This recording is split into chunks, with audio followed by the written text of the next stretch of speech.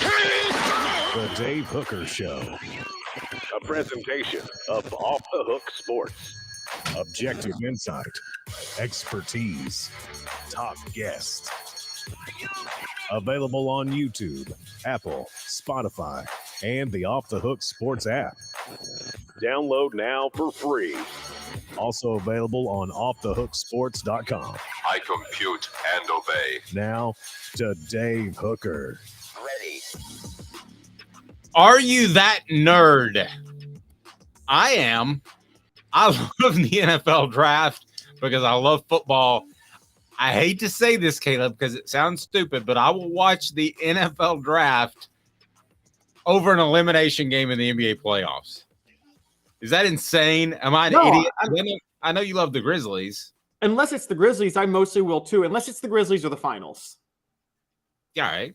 I can roll with that. I would definitely watch the finals. But I used to love. How about the Grizzlies in that rebound last night? That turnaround, that blowout win over LA. John Bain. Yeah, that Ja Morant can definitely shoot. Well, the problem is he usually can't. By shoot, I mean it's a reference to a revolver. Oh, I know what you're talking about. The problem is he can't shoot. So when he flashed that gun, I'm always worried for the person behind me if Ja points a gun at me. If his shooting the basketball is anything like if his shooting a gun is anything like his shooting the basketball. Somebody should rewrite the story about Plaxico Burress shooting himself in a New York nightclub for all of these guys that have millions of dollars. I got nothing against guns, and I'm not going down that route. But, man, you can go south pretty quick. Boy, do we have a big show lined up. And Bob is on time. I didn't know that you weren't usually on time, but welcome to the program. By the way, if you just go below, you can download our apps. You can find us on any possible podcast platform you can possibly imagine. And today on the program, it's Josh Ward Thursdays, which we definitely love that. And how important is it for the Vols in recruiting to have a first-round draft pick or picks? Also, Hendon Hooker sending out video of him taking drops and throwing I think the deepest was about a 30, 35-yard pass. So we'll get to that in 4 downs. And what criticism of Hendon Hooker is fair, what is not? Because you want to find ways to knock these guys down. They've been built up. The Richardsons of the world, the Levises, even the Hookers have been built up. Even the Hookers have been built up. But you want to find a way to tear them down. Caleb, that's just the way the draft works. You want to nitpick and find the little bitty things wrong with him. So we'll go through some draft analysis of Hendon Hooker. Is it fair or not? As I mentioned, Josh Ward, basketball news, some guys headed to the NBA draft, and something that I get the feeling that maybe this rubs me the wrong way and not Caleb as much, because I texted him about it last night. I didn't hear much of a retort. You've got Arch Manning supposedly not going to take his NIL money at all until he is the starter at Texas. It really angers me. Just the statement of making that, and I'm going to get to it later in the program. First, today's tough question brought to you by Craven Wings. Let's go ahead and get that set up as we'll address it throughout the programs, because I'm so excited for Hendon Hooker and whatever happens. I don't go fanboy on a lot of guys, Caleb, you know me, but ever since I met him at SEC Media Days last year, and here he is, and you're going to see this, okay? You're going to see this at SEC Media Days this year. Guys are going to be pimping stuff. Okay, we had one guy do it, the Auburn defensive back who plays for the Titans. What was his name? He was a rookie last year. He was pimping the Bush's baked beans. He played for Auburn. Oh, my gosh, I can't remember his name. But you're going to see guys pimping this, pimping different products. Hey. Roger McCreary, sorry. Yes, right. They're going to say, I'd love to do your show. Do you mind if I mention Bob's sandblasting in Athens, Georgia? Okay, so that's going to happen. What was Hendon Hooker pimping? His Christian comic book about faith. That's what he was pitching to people. Nobody else pitched anything. Hendon Hooker ahead of the curve. It's impossible not to root for him. So go ahead and fill in the message board as we get to today's tough question. I want to set that up. Other things to get to. I want to talk to Josh Ward about that, but today's tough question is now. Today's tough question. Take a side. Take a stand. The Dave Hooker Show, a presentation of offthehooksports.com.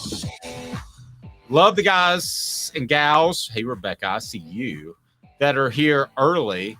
And because I need you to do me a favor. Hendon Hooker finished this question. Today's tough question brought to you by Craven Wings is the most rootable player since.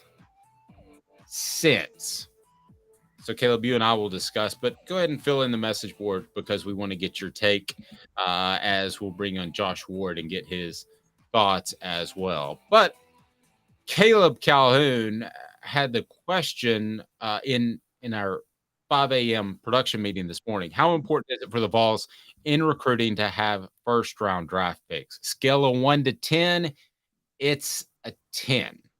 Okay, and let me tell you why. First, Craven Wings, 3 locations, a fantastic Saturday brunch. You'll love Craven Wings, and Jacob Warren approves, and he is absolutely fantastic. So if he endorses it, what do you got to lose? And Caleb's on board as well. All right, so a scale of 1 to 10, how important is it for the Vols to have first-round draft picks, i.e. success in the NFL draft? Would you like to go first, sir? Yeah, I'll go. And in recruiting is specifically what we're talking about. Go ahead. All right, what did you say? I missed that last thing. How important is it in recruiting? In recruiting, absolutely, yes. Yeah. Okay, so if you go recent history, and I mean, and this is post-Fulmer era, you would say 1 because every time Tennessee has a first-round pick, a disastrous season follows. But if you look at history, there is no question it's a 10. There's no question it's a 10. I mean, high-caliber first-round draft picks are what kept Tennessee's recruiting at a very high level in the 90s. I think it was 1991, the 91 draft that had 3 first-rounders, Charles McRae, Antoine Davis, and Alvin Harper, all taken in the first round. Let's not pretend that didn't set the stage for Tennessee's run in the 90s where they were able to recruit at a high level consistently because of that draft. Yeah, I think it's huge, and I covered recruiting for a decade. I think it's monstrous. I think the thing that kids always ask first, it was not, sorry to hurt your feelings if you're kind of naive to recruiting. It's not academics. It's not activities I can do on campus. It's can they get me to the NFL? That's the first thing that typically they're asked. I would say. Wait, they're not at Tennessee for the degree? Right. And they didn't grow up when they're 2 years old wearing orange in a lot of cases. So, and here's what Josh Heupel has. Josh Heupel has, and it's hard to quantify this, but he has the feel good, right? Everybody thinks that this is a good culture. And until I hear differently, I think it's a fantastic culture that they have rolling right now. So you have that going for you. You have the offense for offensive players, and they certainly love that. No question about it. They like scoring. Defensively, probably not so much. But you add in when you can say, look at Hendon Hooker, Darnell Wright, whoever, they were drafted high, and you didn't even know who they were a year and a half ago, or a year ago maybe even, since Hendon Hooker was entering his first year as a starter. It is monstrous. And I'm going to give you an example why. His name is Gabe Judy Lawley Jr. III, Esquire. Gabe Judy Lawley showed up to Tennessee, and I wrote a story on this on offthehooksports.com, and I would encourage you to check it out. He said that he transferred to Tennessee not because of playing time, but because 2 reasons. He loved the culture at Tennessee, number 1. Number 2, when he thought that they could get him ready for the NFL. Now, it's a little preemptive for Gabe Judy Lawley. We've seen some guys go on to the NFL, such as Velus Jones and some other guys under Heupel that have had success. But this would really cement that, Caleb. I think Gabe Judy Lawley said it all. He doesn't even care if he starts, is what he said in our article. He doesn't care. He thinks that being a part of this culture and moving on to the NFL one day is a very realistic thing.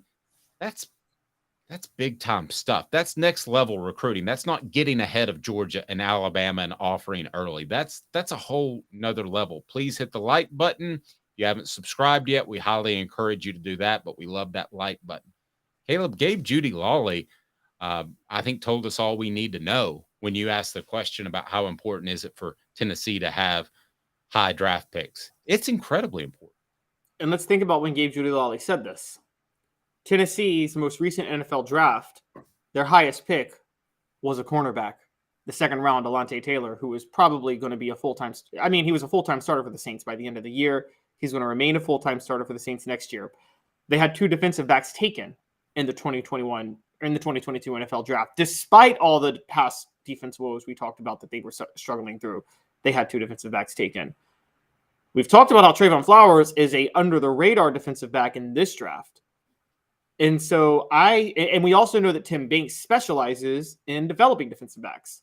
So yeah, you're right. I mean, what happens is the NFL having a first rounder. Alontae was a second rounder. I think that had a huge impact on Gabe Judy Lawley. You get a couple of first rounders. I mean, if Darnell Wright goes in the top 20, let's just take Darnell Wright, Dave, for a second. He goes in the top 20. What are the chances that just massively boosts Tennessee's chances of recruiting high-profile offensive linemen for 2024? It's huge. And you pick Darnell Wright and Hendon Hooker. Those are the 2 positions that I think are most important for Tennessee to have success in the next level. Because you look at Tennessee's offensive line, and you could, if you didn't watch them, say, oh, that's just a pass-happy offense. They're just absolutely blocking for a quarterback who throws the ball around quick. There's nothing there. Same thing for a quarterback. It's easy. It's the offense.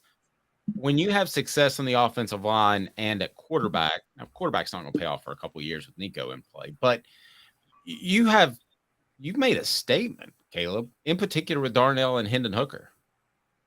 I agree. And we know this from the history of Tennessee as wide receiver U. They could go anywhere in the country and get any receiver they wanted by the time the late 90s came because they were just churning out receivers in the NFL like nobody's business. Another point, people, I want to bring up is that on the highest of high scales, the greatest recruiting heist we all agree in history, I don't think it's a coincidence Peyton Manning committed to Tennessee the same year Heath Schuler was set to be a top 5 draft pick in the NFL. Whenever Heath Schuler's NFL career became, by the way, and we know it didn't amount to what his draft pick was, but you don't think the fact that David Cutcliffe had just finished coaching a projected first-round NFL draft pick had an impact on Peyton Manning choosing Tennessee? I'm going to go out on a limb, and this is going to sound crazy. I think Heath Schuler, getting him as a commitment was almost as big as Peyton Manning because it led to Peyton Manning. I agree with that. I believe that completely. And, if I'm Peyton Manning, I'm looking at that and I'm thinking, there are things that he does better than Heath. Progressions, reads, the freeze plays where you call 2 plays at the line of scrimmage. And he's probably saying, man, I visited with this David Cutcliffe over dinner. My mom cooked chicken. And he's really, really smart. He's like at another level. No, I think if not for Heath Schuler, they don't get Peyton Manning. So I'll go ahead and say it. I think that Peyton Manning or that Heath Schuler was a bigger pickup in recruiting than Peyton Manning. Sounds insane, doesn't it? That's insane to think about because let's not just think about Heath Schuler. They got a lot of receivers because of Heath Schuler after that. A lot of players wanted to play in that. I know they were already wide receiver U, but it was taken to another level in the 90s. And so I think that Heath Schuler was a huge role. I think Peyton had to meet with Cutcliffe because he had to know that Cutcliffe wasn't going to force Peyton to play the same style that Heath Schuler played because Peyton couldn't run like Heath Schuler, obviously. But once he realized that, yeah, I'm with you. I think that was a huge deal. So, yeah, these first-round draft picks are huge. And if Tennessee if Hendon Hooker sneaks into the first round, already Josh Heupel's the quarterback whisperer. You're going to start seeing even more Nico Iamaleava commit to Tennessee in the future. Completely agree. AndyMasonRealEstate.com is where you need to go for your real estate needs in Knoxville. Why? Because he'll save you thousands, if not tens of thousands of dollars. Don't make a 5-digit mistake. AndyMasonRealEstate.com, the best service and the best price in Knoxville. AndyMasonRealEstate.com. He will take care of you. Absolutely no question about it. He's exclusively who I work with real estate. So he is fantastic. Random question. Does Kelly Washington come around anymore? That's the name. I don't hear about him either. Smoky Mountain Red. The last I heard of him would have been when he showed up after signing with his agent, I believe, and had the spinner rims, which was a big thing. And he showed up in his SUV and turned to all the players who were coming out of spring practice. And what do you think about me? Rhymes with snitches. And, and that was the last I've heard anything substantial about Kelly Washington, who I will argue was not as big of a cancer as a lot of people do think. All right, so let's get to 4 downs now. Let's break down Hendon Hooker's game as he tweeted out that he was throwing the football dropbacks. If I may say so, never used that term before, but I was happy for Hendon Hooker. 4 downs is now. 4 downs. 4 questions. 4 answers. The Dave Hooker Show. 4 Downs. A presentation of offthehooksports.com. All right, 4 downs brought to you by City Heating and Air Conditioning, cityheatandair.com. Absolutely the tops when it comes to integrity. So let me start with this. Integrity matters. City Heating and Air, cityheatandair.com. City Heating and Air Conditioning, over 50 years in Knoxville. You may not need a new unit, may just need a part, may need some coolant. Boom, you're set. All right, so first of all, if you can tell me where you think Hendon Hooker goes in the draft, Caleb, and we've discussed this throughout the week and before, but where you think he finally ends up going in the draft and the concerns, the pros and cons of taking Hendon Hooker. Because I want to go through them in 4 downs, but just broad scope, your thoughts. Yeah, I've been pretty consistent. I think he's going to go in the second round to Seattle. I'm pretty big he's going to go to the Seahawks in the second round. And so I think that they have it's the perfect situation for him behind Geno Smith. Okay. So let's get to 4 downs. And I'm going to ask you, first down, what is a fair or not fair criticism of Hendon Hooker? So I want to start with footwork. I talked to a quarterback scout who told me that by design, Josh Heupel's offense limits what you do in terms of footwork. He wants to make it simple. So footwork, fair, not fair. Is that a fair criticism of Hendon Hooker? I actually don't think that one is a fair criticism. I understand it, but I think footwork is something that you can pick up if you work in the system for a year. I mean, we saw that with Aaron Rodgers, had the worst footwork of any quarterback ever drafted and became a Hall of Fame quarterback with the Packers. So I think that as long as you have the work ethic and the focus and the intangibles, and I think Hooker does, I think footwork is something that you can fix in your game. I think footwork is fixable. I think there are more coaches out there in the NFL that can fix it quickly. But the fact that he's probably, you wouldn't think, going to play for the first year, I think that's easily fixable. Even if he were going to play this year, I wouldn't push him with the ACL. But yes, it is very, very fixable. I don't think that's a concern. And the other thing is he's very, very coachable. All right, second down. Product of the offense.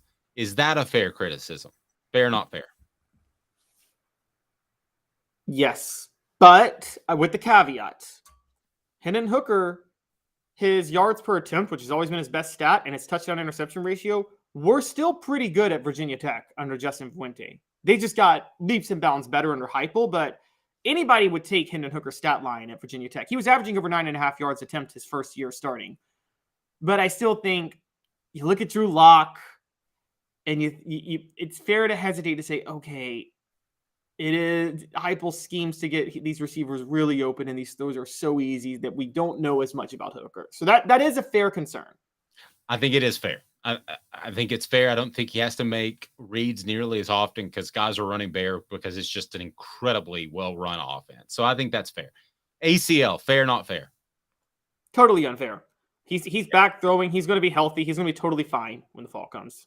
An ACL is nothing, and especially if you would like for him to sit for a year. You mentioned the Seahawks. If he sits behind Geno Smith for a year, he's going to be fine. I mean, an ACL is nothing nowadays. There's not really an injury other than, God forbid, a head or neck or something like that takes you out of your game forever or sidelines you forever. I guess Alex Smith would be the one exception, but ACLs are nothing nowadays. I mean, it's just no, he's fine with that. All right, accuracy. A year ago, I would have said if the question was heading into the season, is that a fair criticism? I would have said, heck yeah. I think he misses people. I think that he throws behind people and guys have to wait on it. I think he overthrows people. A year ago, I would have said that's a fair criticism. I'll go first this time. I don't think it's fair now. I think his accuracy got tremendously better last year, and I think that's just a product of being more comfortable. Hence, we have our first, maybe one and only disagreement here. Here we go. I think it's fair. Not on the deep ball. I agree. Hendon Hooker has pretty good deep ball accuracy. He still misses on some deep balls. Let's be fair, but he hits some more. But over the middle, I mean, everybody. I see a lot of the message board talking about the Titans drafting Hendon Hooker. The Titans are a play action offense. Dave, you know this. In a play action offense, yes, you have an option over the top, but you always have to have that underneath route in a play action offense over the middle. You always need that underneath route. Can Hendon Hooker be trusted to make that underneath throw over the middle? We still don't know. Okay, but my question would be, has he been asked to do that a lot? I will say this. I don't know, but Joe Milton came in and they threw over the middle a lot, meaning it's not like it's not a part of their playbook, and they weren't using it at all with Hooker. They weren't trying it at all against Georgia, if you remember. They were still trying to beat Georgia one-on-one on the outside consistently all game, which tells me that they didn't think Hendon Hooker could make those throws over the middle. Well, I think you're going to see Joe Milton make some of those throws because of the skill set. Hendon Hooker, I believe, can adjust. I think he can take some heat off the ball. That's my biggest concern with Joe Milton is on those little flat routes and stuff. Is he going to throw it 100 miles an hour? You don't want that. But I like Hendon Hooker's ability to be able to adjust. So I'm going to say not fair there, but I certainly get where you're coming from. We're going to visit with Josh Ward next. Portions of the program brought to you by ZulBeer.com, XULBeer.com, worldwide award-winning craft beer and a place to park downtown, a great place to hang out. Panoramic views of the city. You will love ZulBeer, XULBeer.com. So we're going to visit with Josh Ward next. Looking forward to that as we do each and every Thursday. He's Caleb Calhoun. I'm Dave Hooker. Off the Hooks. Family has been creating jewelry since 1986, each piece unique with a story all its own. I'm Rick Terry with Rick Terry Jewelry Designs. I'm a jeweler, and I want to be your jeweler. We're grateful that you chose us to be Knoxville's best jeweler. My family and staff look forward to serving you. So please come see us. Kingston Pike and Campbell Station Road in the heart of Farragut and downtown on Gay Street, right next to the Tennessee Theater. Hi, Mike Davis here with City Heating and Air, reminding you to always dare to compare. Our team provides quality local heating and air service, installation, and maintenance across East Tennessee. We use only the best equipment like American Standard heating and air conditioning for your residential, new construction, or commercial needs. Honesty, dependability, and customer satisfaction have been the cornerstones of our business since 1961. City Heat and Air. Dare to compare.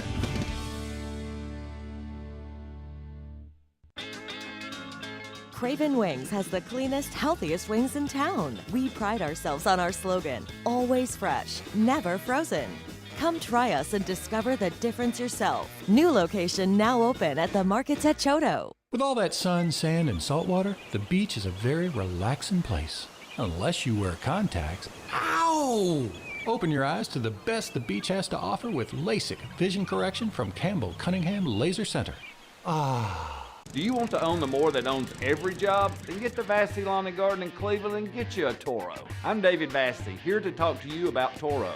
With a Toro Zero Turn, you'll get more out of every minute and you'll reach the finish line faster. At Vassey's, we like to say, no matter if you're mowing 3 acres a week or 11 lawns a day, homeowners and business owners alike find confidence in equipment they can trust from top to bottom. Vassey Lawn and Garden, Highway 60 North in Cleveland. Man alive, it's worth the drive.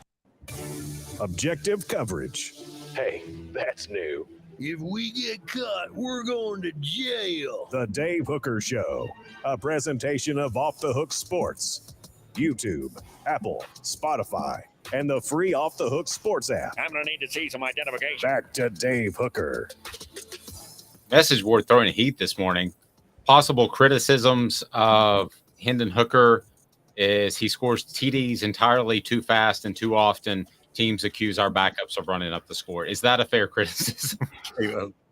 How dare you score so fast? You little sliver. Josh Ward joins us now, the sports animal. He's on from noon to 3, and he's awesome. Writes for offthehooksports.com. Had a great piece on Cam Seldon that you need to check out. Josh, how are you this morning? I'm doing great, guys. Great to be with you. Yeah, I appreciate the time. So let me ask you this. We ran through 4 downs earlier, but I want to get to how rootable Hendon Hooker is. But first, I threw out footwork, product of offense, ACL, accuracy as fair criticisms or unfair criticisms. Any of those ring true to you if you're an NFL GM tonight or tomorrow night in the draft? What would be your number one criticism of Hendon Hooker if you're really breaking him down? Well, with the system, I would say it's more question than criticism. The system creates the question about what will a player do at the next level, transitioning into running a different offense with different responsibilities. And I think what the system that Tennessee runs does, it makes it more challenging to evaluate. Doesn't mean that he can't do it. And I think actually over the last few months, NFL teams have spoken to Hendon Hooker and been impressed with his understanding of the game and maybe believing that he had more responsibility at Tennessee than they assumed going into the process. But I still think that's the biggest question about Hendon. His age, I don't know.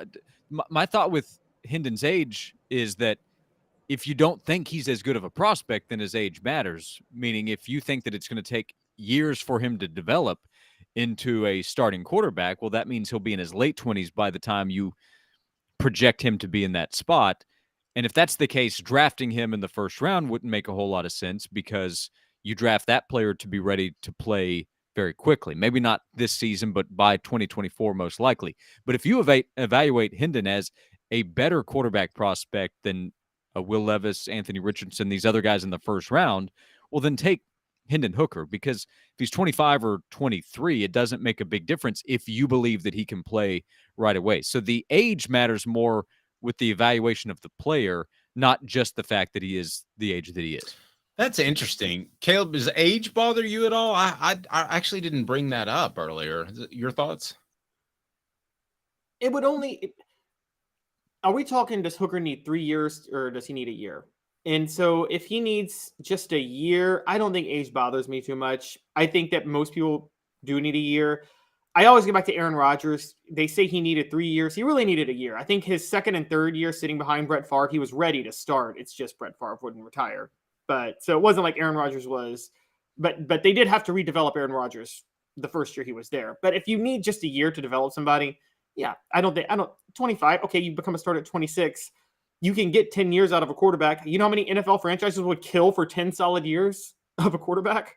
Yeah, or Josh, my take on that would be with the age, if you even get 5 solid years, 4 as a starter on that initial contract, then you're able to spend money elsewhere. So as long as he's ready in a year or two, I don't have as much of a problem with age. Yeah.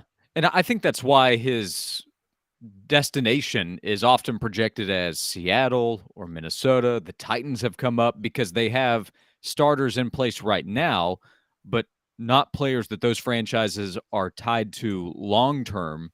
They are contractually, but these teams can get out of these deals. And Geno Smith's contract was set up that way, where after the season, if they want to move on and go in a different direction, they'll be able to, as an example. So if you believe that Hendon Hooker is more needing time to come back from the ACL, and I know that they are expecting him to be ready, they meaning Hendon and his camp, that they are expecting him to be ready in time for the start of the season, he still will not have had a full offseason to prepare for the start of the year as a rookie quarterback. So if you want to give him more time, that can actually help him prepare mentally as well for that role that he will be taking on.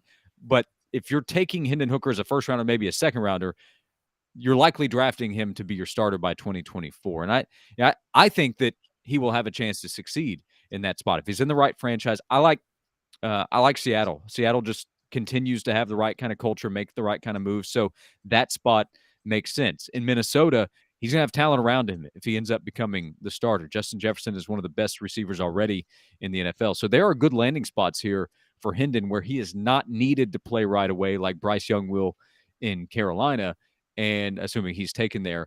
And then Hendon can develop into the starting role that he'll take on either sometime this upcoming fall or by 2024. Portions of the program brought to you by Craft Treats. Go to crafttreats.com. Use the promo code Off the Hook. Get 20% off those Craft Treats with the CBD infused treats. Your pet will feel better, whether it's digestive issues, maybe it could be anxiety, maybe it's arthritis. My little dog Thaddeus has trouble jumping up on the bed because it's getting older, but not with the chill pills. And they have other non-CBD as well. Don't forget to use that promo code Off the Hook. Again, Off the Hook for 20% off. The most rootable player since, or Hendon Hooker is the most rootable player, easy for me to say, since whom? Going to the NFL, since whom? Well, part of it is position reliant probably because I still think Trey Smith is such an incredible story with what he overcame from a medical standpoint, how good he was, and how he represented Tennessee. Now he's a Super Bowl champ with the Kansas City Chiefs, and Trey obviously was just here a couple of years ago, but he's also an offensive lineman. Fans aren't just play in, play out watching what happens at right guard. Josh Dobbs would also be high on the list, and Hendon and Josh have a lot in common in terms of what they did at Tennessee. Hendon had more success with this 11-win season, for sure, but the way they represented and understood their role at quarterback and fans got behind them. But when Josh Dobbs was at Tennessee, he faced more criticism as the quarterback at Tennessee than Hendon did. It was after Josh left that I think the full appreciation for Josh grew, and then that was with him being a backup in the NFL until he had some starting opportunity this past fall. So I have a difficult time saying that Hendon is above Trey Smith in the conversation just because of everything that I think Trey represents. But at the quarterback spot where you're getting more attention and fans are behind you, then you're going to have to go back a long time, I think, to take somebody over Hendon in a similar spot, a skill position spot. So who's more beloved? And please feel free to weigh in on Twitter or on the message board. Who's more beloved? Is it Josh Dobbs or is it Hendon Hooker? With Dobbs, he had to sit through a goofball coach. With Hendon Hooker, you had a guy who may be the most responsible for turning around a program. Josh, from the fans you talk to, who's more beloved at this point in their career? And Dobbs's point going back a few years. Because they beat Alabama, and Tennessee fans are able to watch one of their favorite games of all time. No matter your age, you can be 50, 60 years old, or you can be 20 years old. That win over Alabama is going to rank high on any Tennessee fans list of games that they've watched. It was 52-49, came down to the very last second. It was Hooker versus Bryce Young. It was elite quarterback play on both sides and exciting plays and all those touchdowns that Hendon threw to Jalen Hyatt. So I think it's Hendon because of the team success, how good he was. I mean, he was a Heisman contender all the way until the very end and didn't go to New York, but most fans believe he should. And I don't know too many fans that say Josh Dobbs should have been in New York for the Heisman ceremony. So it's a statement, though, to say Hendon over Josh Dobbs because fans that I know love Josh Dobbs and appreciate what he did and spent the next several years after he was gone saying, man, I wish we could have Josh Dobbs back. Wait, Caleb, let me jump in here for 1 second. When Josh Dobbs was about to get drafted, what did you think of his future, Josh, as compared to Hendon Hooker? When I just watch him play eye test, I think it's night and day in terms of an NFL prospect. Do you agree, disagree with that? Yeah, I never thought that Josh Dobbs going into the NFL after the 2016 season was ready to take over in a starting position or would be in the next year or two. He has developed as a quarterback in the NFL, and I thought did a nice job considering the circumstance. He had just arrived, and that offensive line was a mess, and that team wasn't very good offensively, and they needed somebody to replace Malik Willis because he wasn't ready at quarterback, and Dobbs did a really nice job in that position. But now we're 6 years removed from him entering the league. The conversation with Hendon is that he can be a starter in the next 12 months. So, yeah, I look at a higher ceiling for what Hendon can do. He did more in college. Like, there's no debate on that one either. So, yeah, I think more highly of Hendon as an NFL prospect, but I give a ton of credit to Josh Dobbs for what he's been able to accomplish as well. Great. Josh, Hendon Hooker, I know every Tennessee fan is so grateful he came back for that super senior year. Was that a mistake? And I only say that because I think Hooker would have been a top 4 round draft pick last year. Would have had more time to develop with the preseason because he wouldn't have had the ACL injury.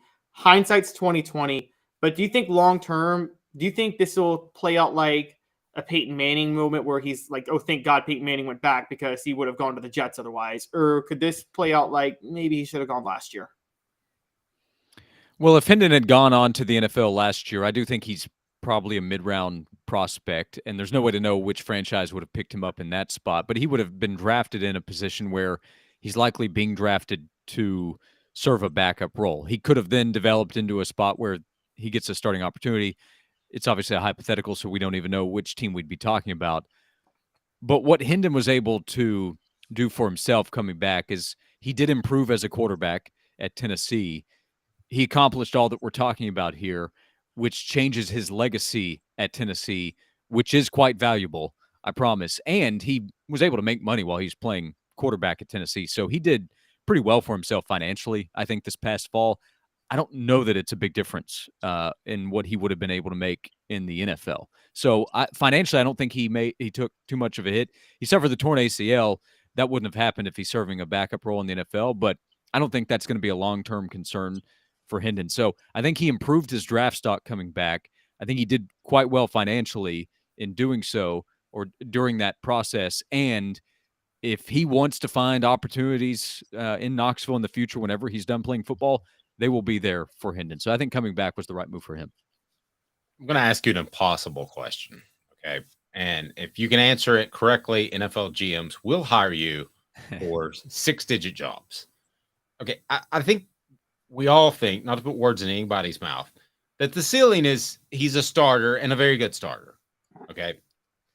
What's the floor?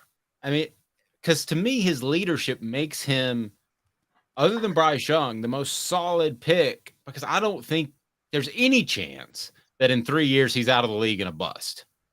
I don't. So I think Hendon's floor is probably that he goes to a team and there actually are some issues with him transitioning from Tennessee system to the next level, whichever team drafts him and wants him to run what they will. And they're not comfortable with him being a starter. But because of what you're talking about, his leadership, his work ethic, his physical talent, he's a terrific athlete, has a good arm, that he's the kind of guy that a team would still want to serve a backup role. So assuming he doesn't suffer another serious injury that would cost him the ability to play at the next level, then I think Hendon will be in the NFL for a long time. So his floor is not being a starter, that it just doesn't work out that way. But I think his floor is to play for a long time in the NFL. Let me throw this at both of you guys. I think his floor is Joshua Dobbs' career. Bouncing around. You took the words out of my mouth, Dave. I would have said Dobbs. Yeah, I mean, is that fair to say, Josh, that Dobbs is the floor for Hendon Hookers? That's the worst he can do. That sounds weird to say, like I'm knocking Dobbs, but I'm not. Yeah.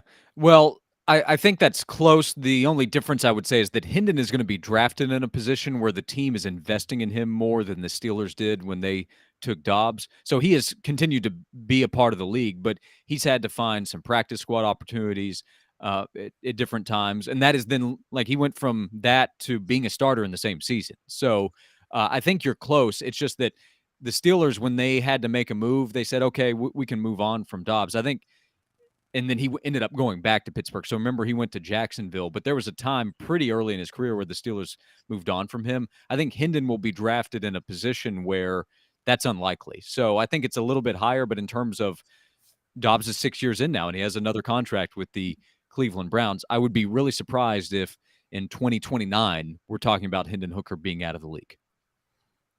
Josh, who is moving on from Hooker? A couple other Tennessee players. We expect, I assume, all of us, Darnell Wright to go in the first round today, right? We all expect that. Yes, I looked at a sportsbook betting odds just to see what are the markets saying, and they don't offer you the chance to bet on Darnell being in the first round. So that tells me that they know where he's Really? that he's. This was just one book, but yeah, it was not available on Darnell. So that's pretty locked in at this point. And Yeah, this isn't like Will Levis being his own league where he tells people he's going number one and his odds change. So we agree. Will Levis created that own Reddit thread, right? I know. He just told everybody, "I'm going number one," and his odds changed from like 500 to 1 to 10. This is Kevin Durant's burner account all over again. So, Josh, Dave and I have been talking, and I think Dave and I are both in agreement. Jalen Hyatt's going to go higher than Cedric Tillman, but Cedric Tillman's going to have the better NFL career. Where do you stand on that? I would take Tillman ahead of Hyatt. I'm not sure that Hyatt will go first. It's going to depend on what a team wants and when receivers start going. I think there are other guys that are probably standing out to NFL teams here late in the process. Smith and Jigba from Ohio State is the most popular number one. He's not guaranteed there. I think Quentin Johnson. I think a receiver like Zay Flowers has started to get more attention. So if a team says, hey, we've got to get some speed to add to our offense, they're going to take Jalen Hyatt. But the all-around ability and the physical ability that Cedric Tillman has can't be overstated in this conversation. I think that's going to stand out to a lot of NFL teams. So that's why I think Tillman has a chance to go before Hyatt. But which guy would I bet on having a more successful NFL career? I would take Tillman. I think they both have a chance to succeed, but I think Tillman has a better chance to succeed in a number of different spots. I think Hyatt probably needs to land in the right place, in the right offense to help him. But I think Hyatt's more likely to go first. So I agree with you there, but I would take Tillman before Hyatt. Let's not forget how important Tillman was in this offense, even with Hyatt. In that Pittsburgh game, the ball was going to Cedric Tillman. He was the number one. He was the potential Biletnikoff Award finalist for Tennessee before he suffered the injury he did against Akron, which opened up more of an opportunity for Jalen Hyatt. How important is this in just terms of reputation for Josh Heupel's offense and program? In 2 years from now, when you look at Jalen Hyatt, when you look at Cedric Tillman, when you look at Hendon Hooker, just from a recruiting perspective, how important are these guys? I do think it matters because Tennessee is going to continue to battle schools like Alabama, LSU, Clemson, Ohio State for high-level wide receivers. And those programs can point to a lot of receivers that not only succeeded in college, but also the NFL. I mean, Ohio State has put out just a crazy amount of talent in the last 2 years that have gone on and already started to succeed as rookies last year. Olave and Garrett Wilson, now they're expected to have the next number one, and then next year they're expected to have the top guy at that position. So players are going to care about that greatly. If Tennessee can sell both collegiate success at receiver and success at the next level, that will help the Vols continue to recruit at a high level at receiver. They're going to be fine. And let's say that these guys don't succeed at the next level. Well, then we've now seen Josh Heupel's offense still put up huge numbers. A Biletnikoff Award winner at receiver, even if Jalen Hyatt's not a big-time NFL success. So it's not everything. But if you have both, if you have the collegiate success and the NFL success to go with it, then it's going to be tough to beat Tennessee for these high-level receivers in recruiting. At Josh_Ward on Twitter until Elon Musk kills it. You can listen to him from noon to 3 and read his stuff on offthehooksports.com. Great stuff as always, Josh. Have a blessed day. We certainly appreciate it. Thanks. I'm going to go post on Reddit real quick. Consume Josh Ward's content. Everybody is doing it. and the number should pop from there. Consume. I'm number one. Everybody, look at me. Read his Cam Seldon article. Then the traffic will flow. A burner account. Gridlock. I love it. Have a great day, Josh. We'll talk to you soon or next week. I'll talk to you before then, but you know how that goes. You got it. Thanks, guys. Everyone's calling, bugging Josh. Thank you, sir. At Josh_Ward. He's fantastic. Vassy Lawn and Garden, man alive. It's worth the drive. In Cleveland, if you're coming from Nashville, Knoxville, or Chattanooga, it's just so easy. All you have to do is go to Vassy Lawn and Garden. They've got the industrial mowers. They got the commercial mowers. They've got it all at Vassy Lawn and Garden. And with their buying power, they will save you thousands of dollars. So, Caleb, I want to change gears for just a moment. Talk some hoops. And I'm still going to get to this Arch Manning thing. Because Arch Manning's saying he's not taking any cash till he's a starter. Not taking any NIL money till he's a starter. And it bothers me. But Tennessee hoops up next. Stay tuned. He's Caleb Calhoun. I'm Dave Hooker. This is a presentation of Off the Hook Sports. And Craving Wings South North Shore location, where we've heard people say that you can get the best wings in East Tennessee. Pero ¿quién es este? El número 87, Jacob Warren. I'll just do 6 on my sauce 87, please. Imposible, señorita. Dale 6 más. Look at these wings. Perfectas, deliciosas, fantásticas. Man, I don't know what you're saying, but it sounds awesome. How do you say fresh, never frozen in Spanish? Frescas, nunca congeladas. Make your way to Craving Wings and get you 6 más. But what was funny about Kate is we were a full continuum of care at that time. We had detox, we had inpatient, we had outpatient. So we were doing a lot of the things that we do now. But now we just do them so much better. It's really a simple program, but we're complicated people. I am what I am, and now I got to do something about it. You can take your life back. Call Cadis today. Got cataracts? We can fix that. Never miss another moment. With a little help from Doctors Campbell, Cunningham, Taylor, and Hahn at cctis.com. Do you want to own the more that owns every job? Then get to Vassy Lawn and Garden in Cleveland and get you a Toro. I'm David Vassy, here to talk to you about Toro. With a Toro Zero Turn, you'll get more out of every minute and you'll reach the finish line faster. At Vassy's, we like to say, no matter if you're mowing 3 acres a week or 11 lawns a day, homeowners and business owners alike find confidence in equipment they can trust from top to bottom. Vassy Lawn and Garden, Highway 60 North in Cleveland. Man alive, it's worth the drive. Our family has been creating jewelry since 1986, each piece unique with a story all its own. I'm Rick Terry with Rick Terry Jewelry Designs. I'm a jeweler, and I want to be your jeweler. We're grateful that you chose us to be Knoxville's best jeweler. My family and staff look forward to serving you. So please come see us. Kingston Pike and Campbell Station Road in the heart of Farragut and downtown on Gay Street, right next to the Tennessee Theater. Who's this guy? Hello, wizard. The Dave Hooker Show, a presentation of Off the Hook Sports. What? YouTube, Apple, Spotify, and the free Off the Hook Sports app. Back to Dave Hooker.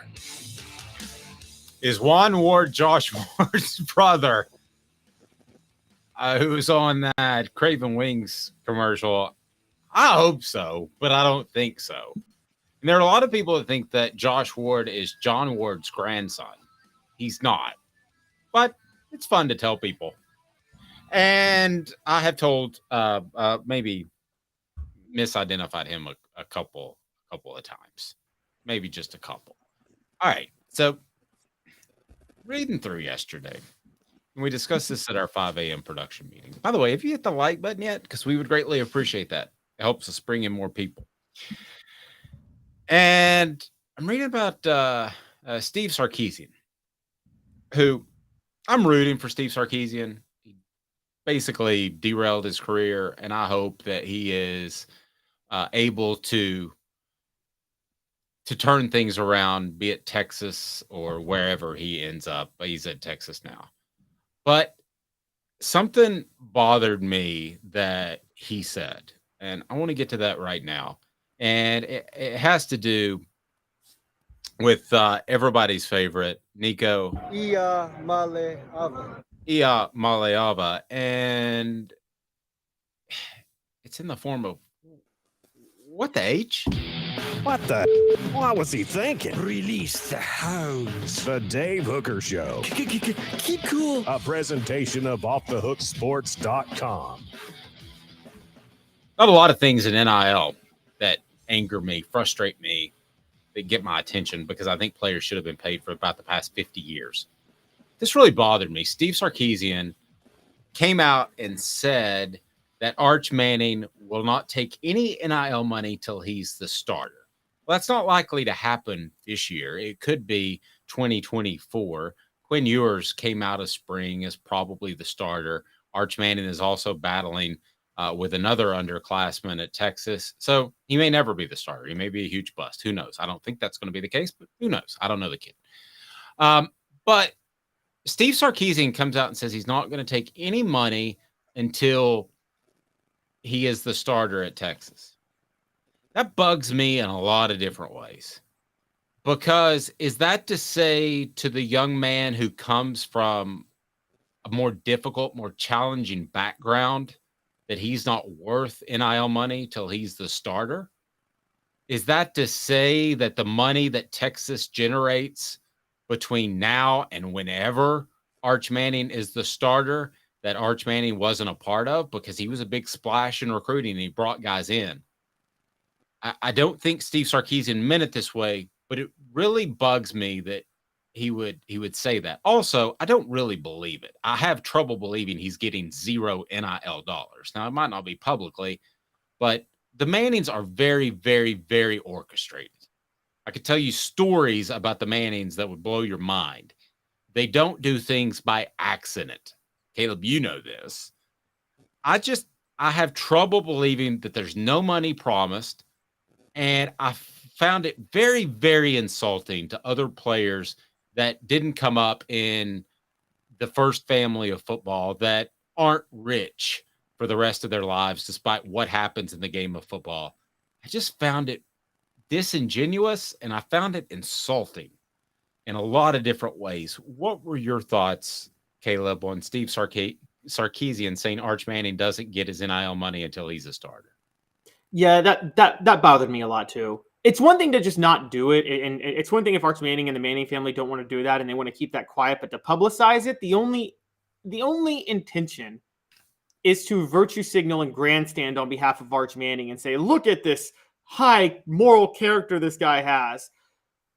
It's really rich, by the way, because I made my case for Peyton Manning as one of the greatest quarterbacks of all time, but Peyton Manning, year after year after year, until his final year in the NFL, refused to play for $1 less than his market value, which I understand that, by the way. You should, particularly for the sake of the players union and for negotiating leverage, you should always, I've always said you should take as much as you can get if you're playing in the NFL. But if you're going to do that, it's hilarious that Peyton Manning would do that. And then they would create this whole thing of the Manning family saying, we're not going to take any NIL money because we want to earn it as a starter.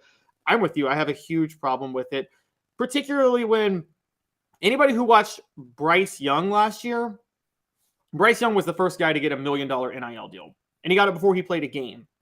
Right. Anyone who watched him can tell Bryce Young didn't play any less hard because he was getting paid. He played his butt off. And who looks at Bryce Young and thinks, oh, well, not a great leader, no intangibles. No, we think of Bryce Young as one of the highest quality quarterbacks we've ever seen in the SEC, particularly for his size. Here's my question too, and some of you are going to get mad at me, but I'm sorry. I know how orchestrated the Mannings are. My question is, did they want this to come out through Steve Sarkisian, or is he just a football coach and not a PR guy and let it slip out? If it's orchestrated to the point to put him out there, then man, that's disheartening. It's just a terrible position to put everybody in that's not a starter. What if a guy, okay, let me give you an example. Dylan Sampson, he played a significant role last year, right? I'll give you another example. Princeton Fant. He started some games. Jacob Warren started some games. Is he not supposed to take any NIL money because he's not a, air quotes, starter? there are all kinds of ways to contribute to a football team. You are worth something. That's the whole point. I mean, to some extent, the preferred walk-ons that are basically blocking dummies are worth something, right? It just, the whole thing came across as just really pompous. And I was very, very disheartened to see that. It to me undermines a lot of what NIL is trying to do. What if this was a 3D chess move by Steve Sarkisian? Now, hear me out. Oh my gosh. I mean, okay. What if this was something? What if Arch Manning is not taking any NIL money now and said that to him? And what if the Manning family said that to him? What if Steve Sarkisian put it out there from a public way? Now the Manning family can't back off it. They can't take Arch Manning can't take NIL money until he starts because it looks bad. What if he did that to make sure there's more NIL money available for other recruits for now? Oh my gosh. I mean, I mean, my gosh, but there's so much money in Texas. I mean, I know that, but what if they're trying to redirect the money? They got dead dinosaurs everywhere in Texas, and they're pumping them into oil. I mean, would his cash between now and then really affect Texas's collective NIL cash? Given what Arch Manning would be worth if Nico's worth $8 million, Arch Manning is probably worth $8 million. $8 million can get you a lot more extra talent. Look, Texas, I mean, we talk about this money. Texas hasn't had a number one recruiting class in what? I don't think ever since recruiting rankings have been out. I don't remember a year where Texas had the number one class. You might, Dave. You covered it more than I did. I don't remember. He's already worth 7 digits. Yeah. I don't care if he says, I don't want to play football. I want to go hang out with Shia LaBeouf and tour the world and search my inner soul. He's worth $1 million and what he's done for Texas. It just, to me, there are two types of coaches. There's a type of coach that is orchestrated in what he says, and he says it for a reason, and he wants to play the media. That coach is Philip Fulmer. That's the type of coach. And Philip did that, and he did a good job at that. There were times where he would come out and say the offensive line didn't practice well. They'd come out and have a great practice the next day after they read the paper. There's another type of coach that doesn't two bleeps about what he says and how it's taken. That type of coach is Josh Heupel.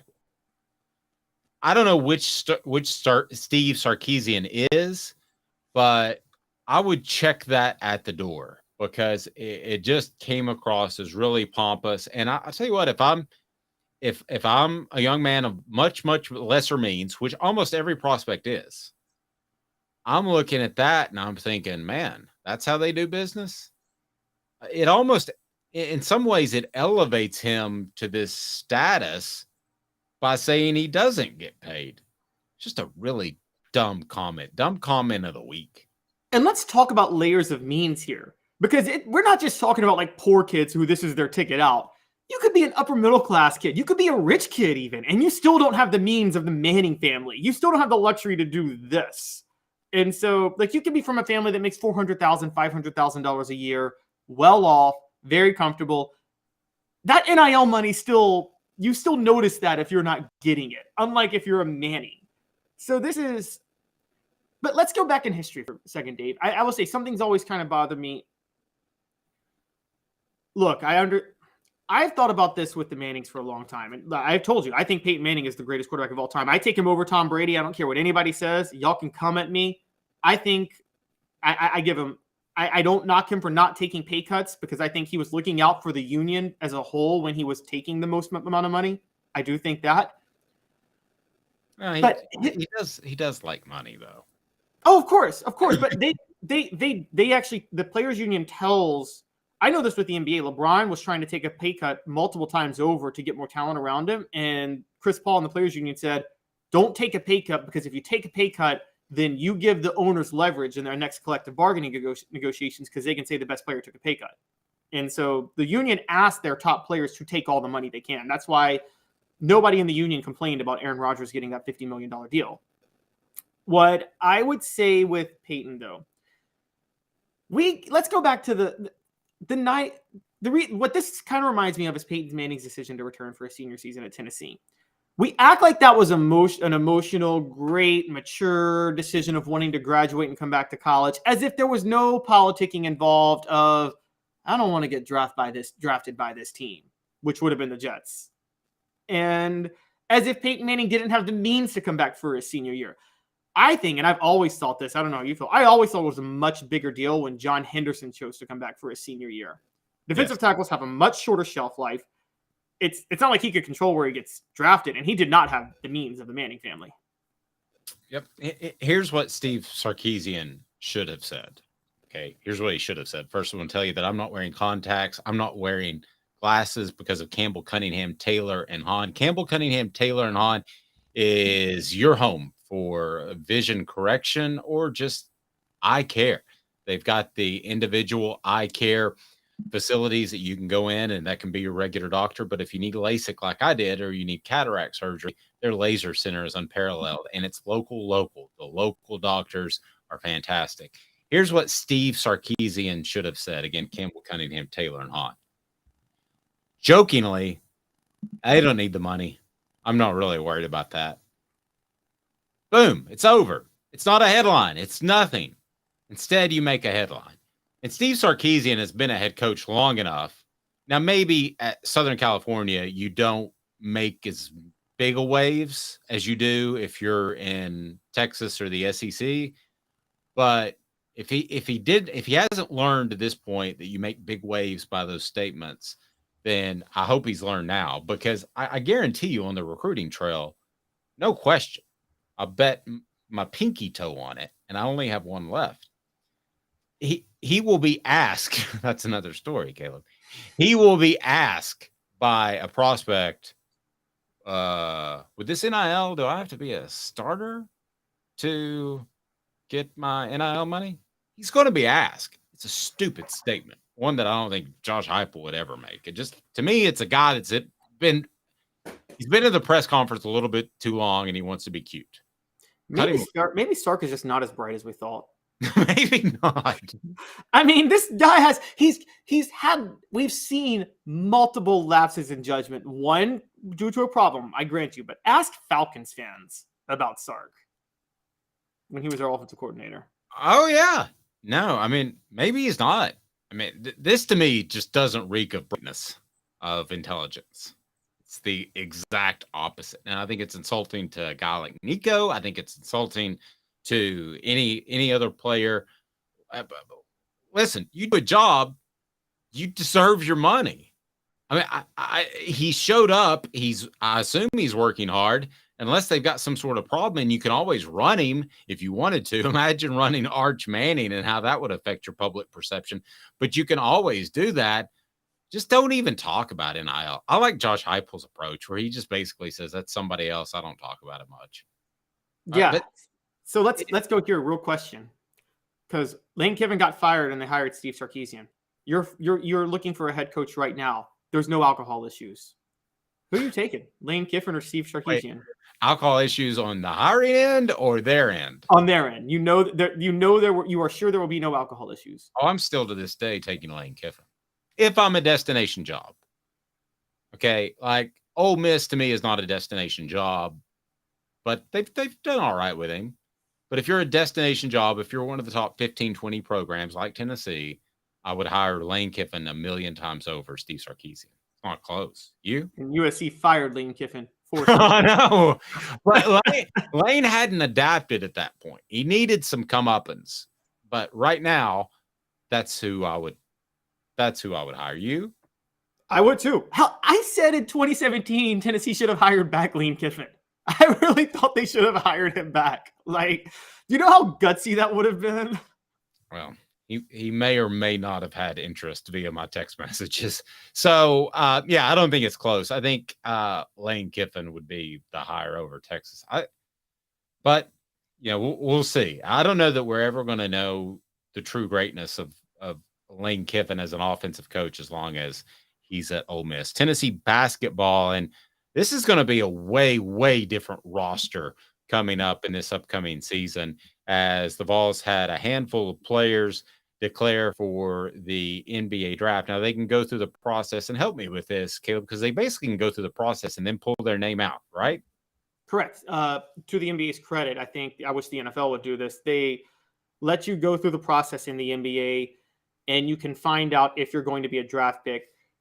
College gives you till May 31st to withdraw from the draft and come back to college. Given the fact that the draft is like less than a month after that, I think that's plenty of time to figure out where you're going to go. I think it's more than fair. And I love that the NBA does that. I wish the NFL would do it. Okay, so the players that Tennessee could potentially lose, what's the feel you get for Josiah Jordan-James, Joris Plasvik, Julian Phillips? Obviously, Olivier Nkamhoua is already in the portal. How would you rank those in terms of biggest losses in this upcoming season if they decide to go to the NBA or transfer in Nkamhoua's case? Josiah James would be the biggest loss because of what he was starting to do at the end of the year when he got healthy. I know he was hurt most of the year, but his defensive presence is just – I know. I'm the guy who's been criticizing defense all year, but Josiah James brings such a versatility to it that when he's healthy and when he's in, I think you can't deny that, and he's a great leader. So Josiah would be the biggest loss. Joris Plavsic would be the second biggest loss, but by default, because he's just a 7-footer and just that size can come into play. But Jonas Aidoo is there. And Julian Phillips, I think Tennessee has enough players that can get into the paint and score. I know, and the funny thing about this is Julian Phillips is the biggest, most likely draft pick among these three. He's the one Tennessee would miss the least.